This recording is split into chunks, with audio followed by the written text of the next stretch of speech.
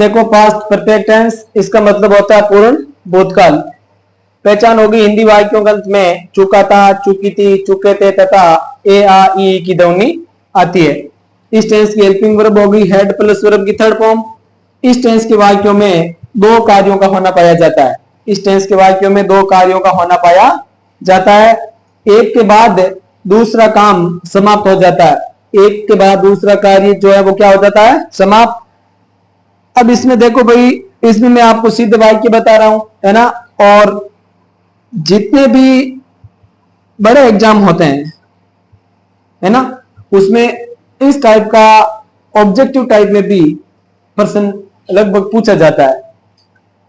और 10th 12th में तो कन्फर्म ही है। 10th में तो कन्फर्म हर साल इन्हीं में से आता है एक।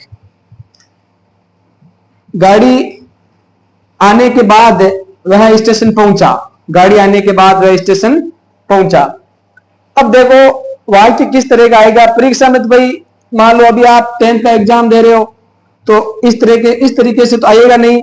गाड़ी आने के बाद वह स्टेशन पहुंचा, है ना, हिंदी आएगी नहीं आपको। मान लो इंग्लिश में वाक्य दिया हुआ होगा, यहां पे मान लो खाली जगह मिलेगी आपको और कोष्टक में लिखा रहेगा रीच। क्या लिखा रहेगा, रीच। अब आपको ध्यान क्या देना है भाई, मैंने आपको अभी बताया इस टेंस के वाक्यों में दो कार्यों का होना पाया जाता है। अब देखो दो काम कौन से हो रहे हैं कि नीचे वाला वाक्य देखो पहले, गाड़ी आने के बाद वे स्टेशन पहुंचा। गाड़ी आने के बाद वे स्टेशन पहुंचा। आपको लग रहा है इनसे कितने वाक्यों का बोध हो रहा है, दो वाक्यों का। पहले गाड़ी आई, बाद में वे स्टेशन पहुंचा। नेक्स्ट में देखो, डॉक्टर के आने से पहले रोगी मर चुका था। इसमें भी दो काम हो रहे हैं, डॉक्टर भी आया, रोगी भी मरा, दो काम हो गए। इसमें देखो तुम्हारे सो जाने के बाद सीता पूजा यहां आई। तुम्हारे सो जाने के बाद पूजा यहां आई। आप सो गए और पूजा भी आई। इसमें भी दो कामों का बहुत हो रहा है ना। तो ध्यान रखे भाई, इसकी एक ट्रिक है। इसकी एक ट्रिक है जो मैं यहां लिख रहा हूं, ट्रिक।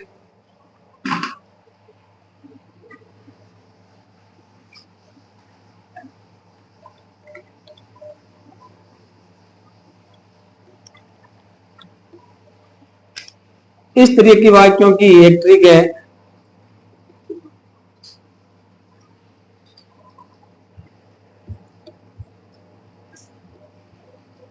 बिफोर के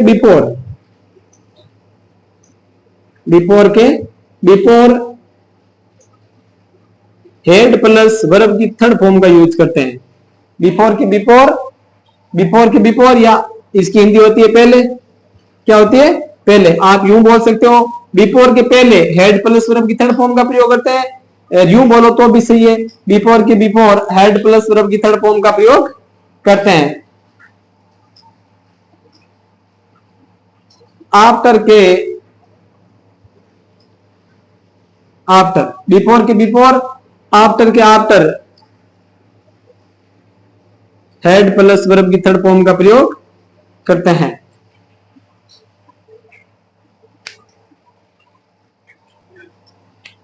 बिफोर के बिफोर, आफ्टर के आफ्टर हेड प्लस वर्ब की थर्ड फॉर्म का प्रयोग करते हैं। गाड़ी आने के बाद वह स्टेशन पहुंचा। गाड़ी आने के बाद वह स्टेशन पहुंचा। अभी मैंने ऊपर एक ट्रिक लिखा है, देखो। बिफोर के बिफोर हेड प्लस वर्ब की थर्ड फॉर्म, आफ्टर के आफ्टर हेड प्लस वर्ब की थर्ड फॉर्म। गाड़ी आने के बाद, आफ्टर का मतलब क्या होता है, बाद। बिफोर का मतलब क्या होता है, पहले। आफ्टर के आफ्टर हेड प्लस वर्ब की थर्ड फॉर्म। तो यहां देखे भाई, ही रीच्ड द स्टेशन आफ्टर।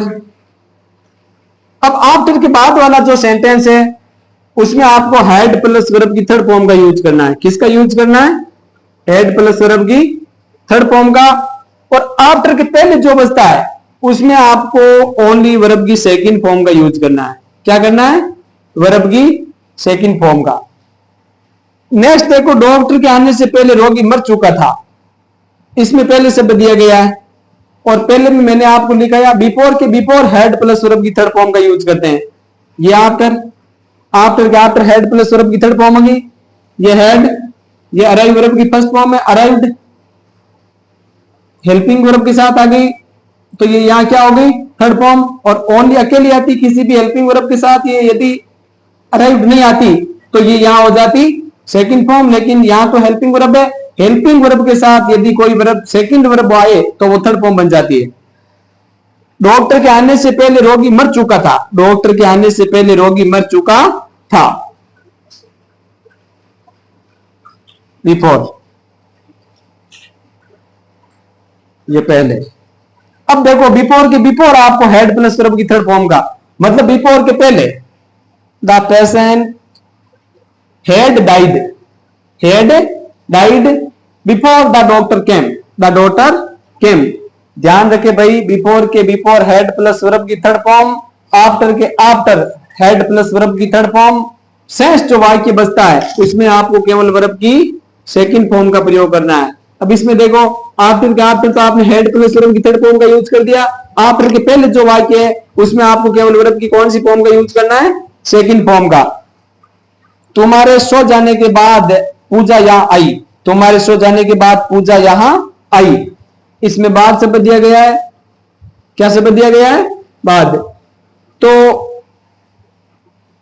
बाद वाले सेंटेंस में आपको हेड प्लस वर्ब की थर्ड फॉर्म का प्रयोग करना है। Pooja came here after you had slept, तुम्हारे सो जाने के बाद पूजा यहां आई। अब देखो भाई, इसमें आपको शायद एक बात और समझ में नहीं आई होगी, इस पर आप ध्यान दें। यदि किसी वाक्य में बाद शब्द दिया गया है, क्या शब्द दिया गया है? बाद। बाद शब्द वाले वाक्य में जो काम बाद में हो रहा है, जो काम बाद में हो रहा है उसकी अंग्रेजी आपको पहले लिखनी है। उसकी अंग्रेजी क्या करनी है? पहले लिखनी है। गाड़ी आने के बाद वह स्टेशन पहुंचा, तो गाड़ी पहले आ चुकी थी, स्टेशन में बाद में पहुंचा। पहले गाड़ी आ चुकी थी ना और स्टेशन वो बाद में पहुंचा। मेरे कहने का मतलब यह है भाई, हिंदी के वाक्यों में यदि बाद शब्द दिया गया हो तो वाक्य में जो काम बाद में हो रहा है उसकी अंग्रेजी आपको पहले लिखनी होती है। क्या करनी होती है? पहले लिखनी होती है। अब इसमें देखो, डॉक्टर के आने से पहले रोगी मर चुका था, डॉक्टर के आने से पहले रोगी मर चुका था।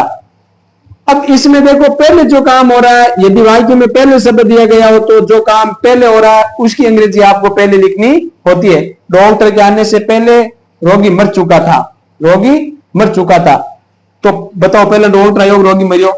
भाई डॉक्टर के आने से पहले, जब डॉक्टर बाद में आयो, रोगी पहले ही मर चुका था। इसमें जो काम पहले हो रहा है उसकी अंग्रेजी पहले लिखे।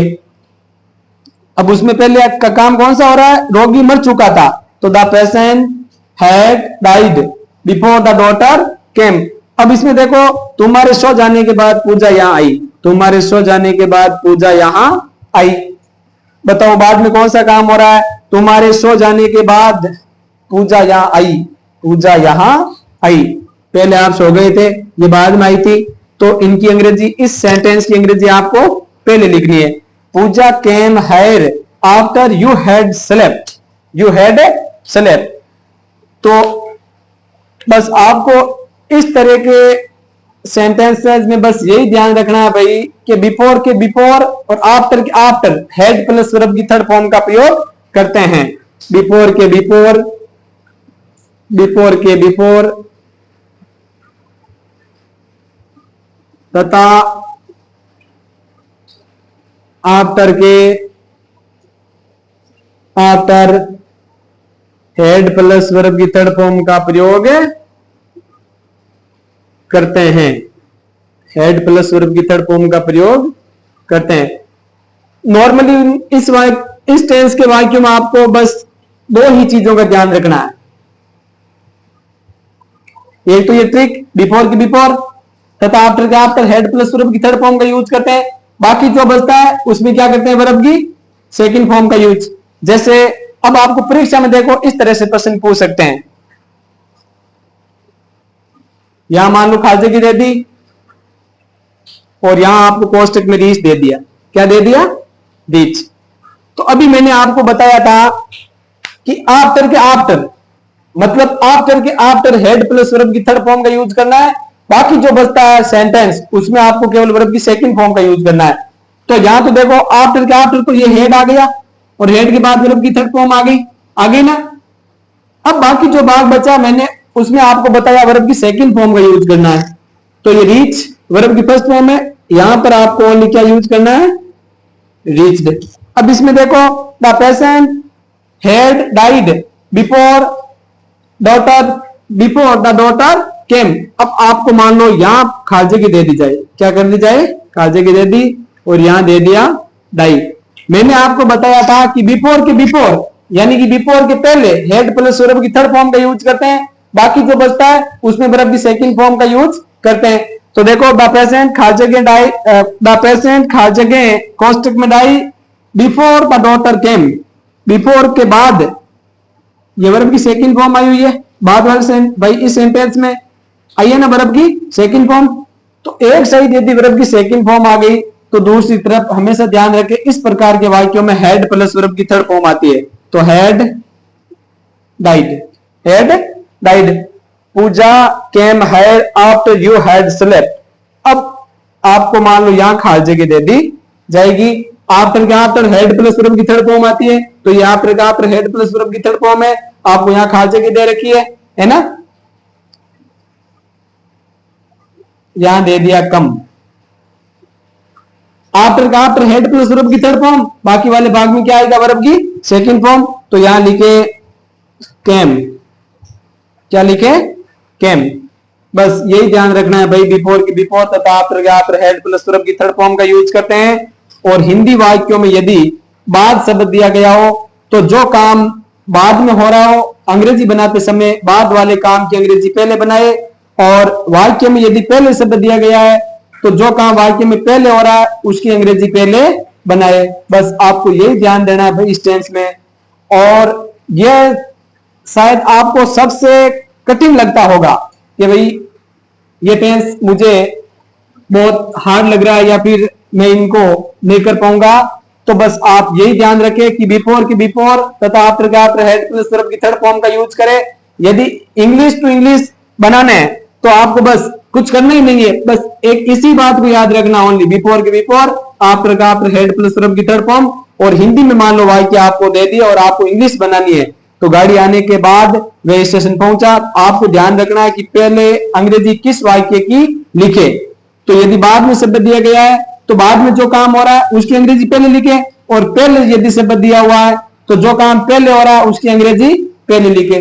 बस आज के लिए इतना ही भाई, और कल हम करेंगे पास्ट परफेक्ट कंटिन्यूअस टेंस।